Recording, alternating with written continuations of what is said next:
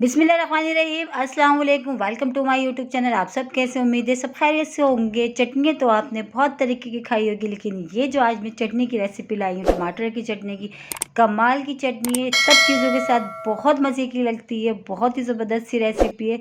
तो उसके लिए आपने मेरी पूरी वीडियो वॉच करनी पड़ेगी, क्योंकि आज की चटनी बनने वाली बहुत ही कमाल की।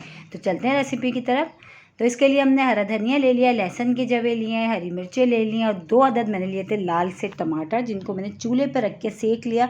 अच्छा, सेकने की वजह यह है, इसके जो छिलके हैं ना वो आराम से उतर जाएंगे। इसको हमने बॉयल भी कर सकते थे, लेकिन हमने इसको सेकना है, क्योंकि इससे जो फ्लेवर आएगा ना वो बहुत ही मज़े का आएगा। और यकीन जाने लंच टाइम में जब आप अक्सर अगर चावल बनाते हैं, खिचड़ी ताहिरी टाइप की ऐसी चीज़ें, उन चीज़ों के साथ ये चटनी तो बहुत ही कमाल की लगती है। और ये आलू के पराठे, बेसन की रोटी या रोल, समोसे, सब चीज़ों के साथ ये चटनी जो है ना परफेक्ट है।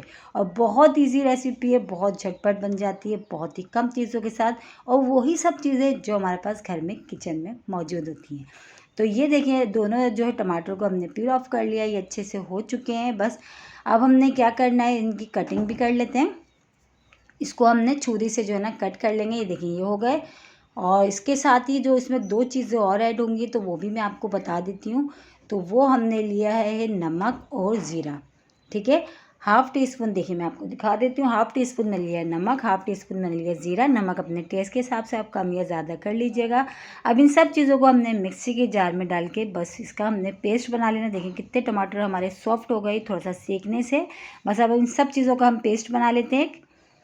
तो ये देखें, चटनी हमारी किसी मिनटों में तैयार हुई है। और इसी के साथ ही मेरे चैनल पे नए तो मेरे चैनल को लाइक करें, शेयर करें, सब्सक्राइब करें। कमेंट्स बॉक्स में ज़रूर बताइएगा कि आज की छोटी सी चटनी की रेसिपी आप लोगों को कैसी लगी।